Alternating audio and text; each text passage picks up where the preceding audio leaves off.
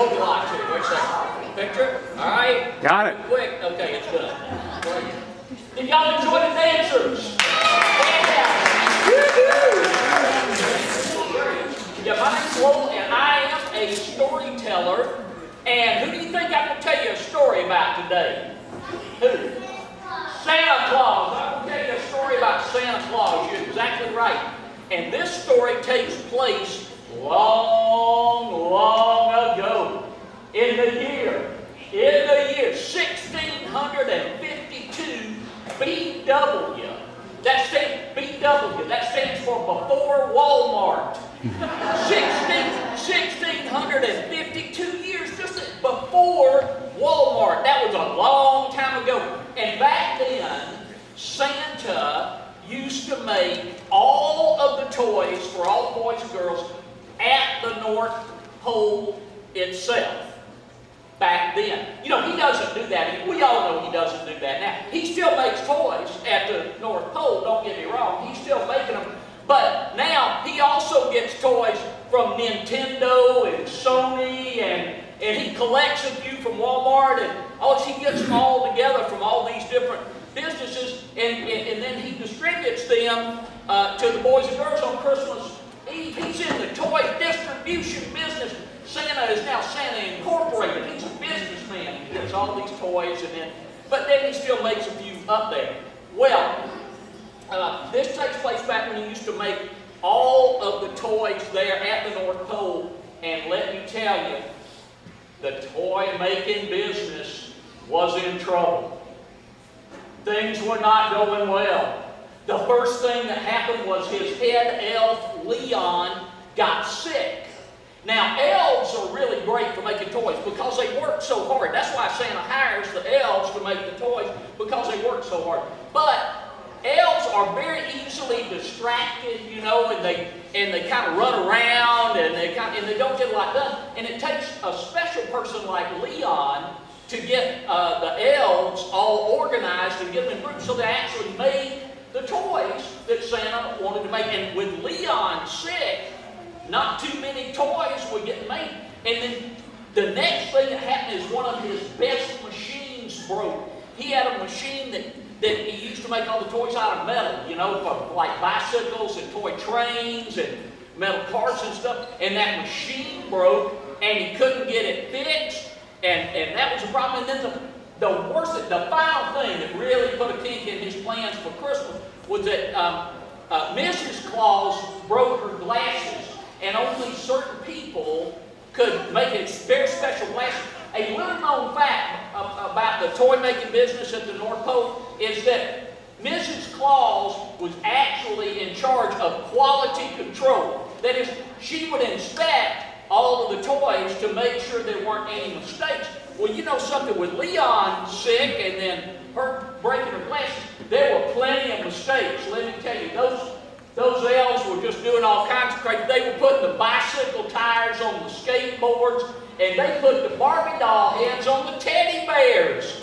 Oh, what a mess! It was terrible. And so, what was Santa going to do? And here it was 2 weeks before Christmas, and he felt like it was kind of unfair because he had some toys made. And so some children had toys, but then other children did not have any toys. And the thing is, some of the children that had no toys made, they had been very, very nice. All y'all been nice? All y'all been very, very nice? Yeah, for Christmas, everybody been nice? See, some of the nice kids did, and then other children that had toys made, not so nice. A little on the naughty side, you know, maybe not naughty enough to not get any presents, but a little on the naughty side.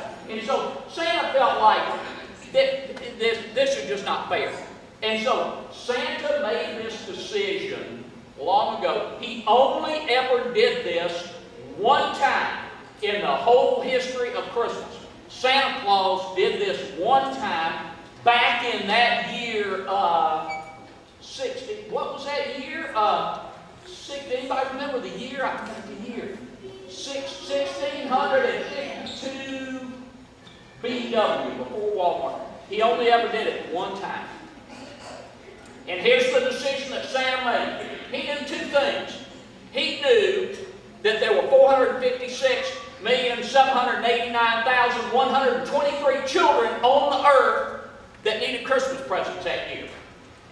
He also knew that his woodworking elves were the best elves that he had, and they were the only elves he had that could really work without Leon and without Mrs. Claus and all that stuff. And so Santa decided that year every child would get a nice hat rack. Now, made out of wood. Now, Santa loved hat racks. Don't ask me why. He loved hat racks.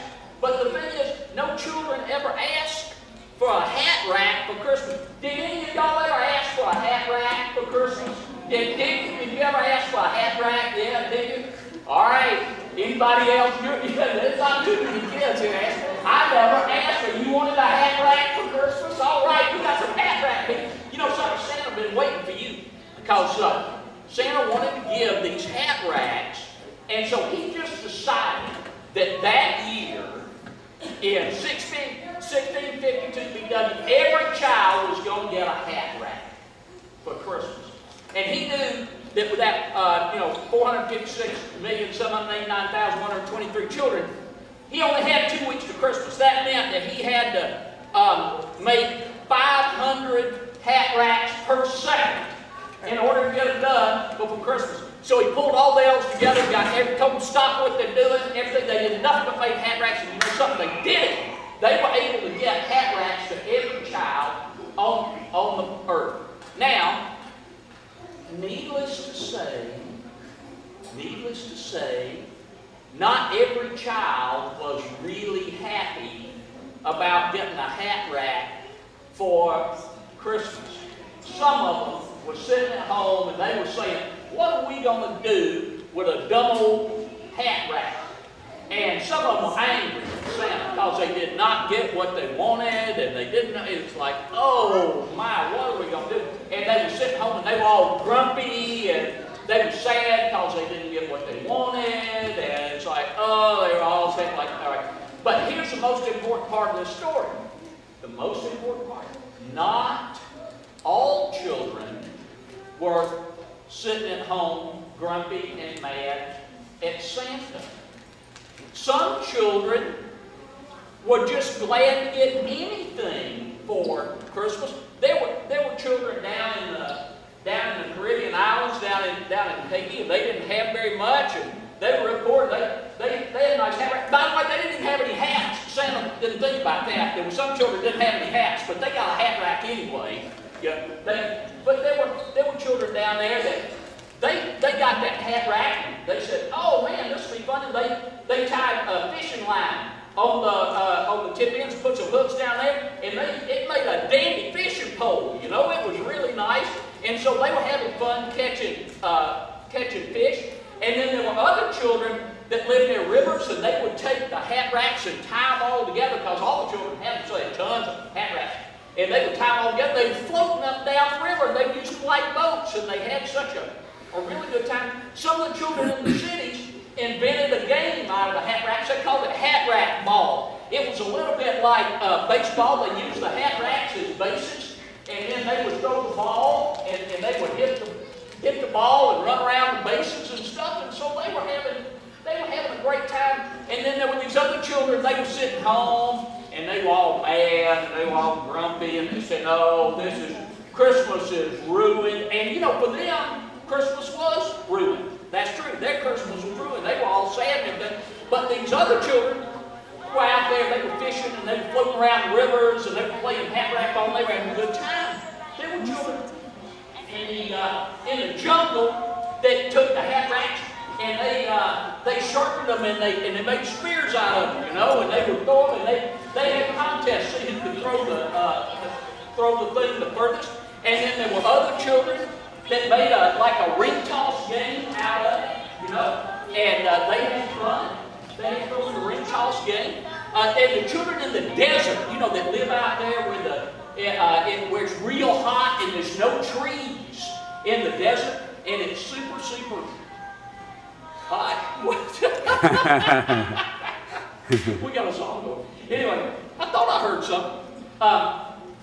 There's no trees in the desert, and it's real, real hot. And so they took the hat racks and they put sheets over their big little tents so they could sit in the shade and be cool. It was really, really nice. And so you had some children that were really having fun, and then you had other children that were sitting home and it was so, they were grumpy and they were sad. Now this got Santa to thinking, and we're almost in it. This got Santa to thinking, what made the difference?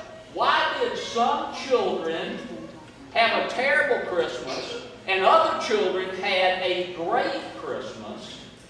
It did not have anything to do with the present, because every child got the same present. So it wasn't about the presents. Santa got to thinking about this, and he realized, you know what? Some children were really unhappy because they did not get the exact thing they wanted. And they decided to be mad and unhappy and grumpy.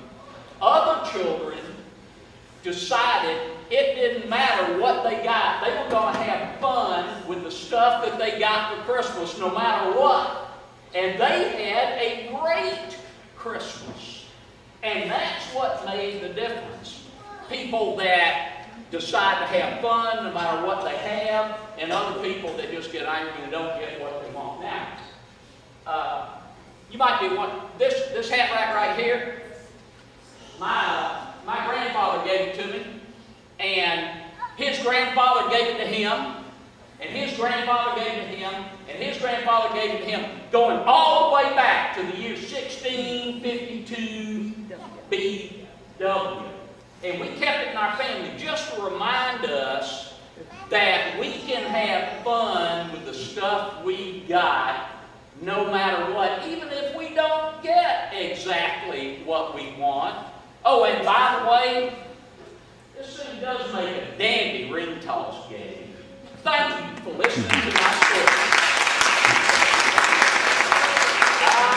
And you might be thinking, you know, Santa only ever did that once, but you just might be thinking what you would do with a hat rack.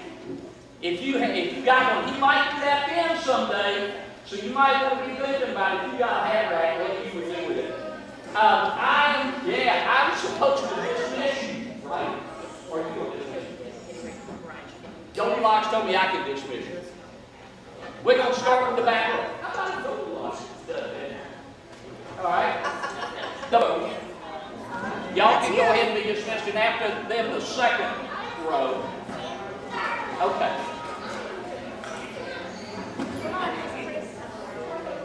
Time to go.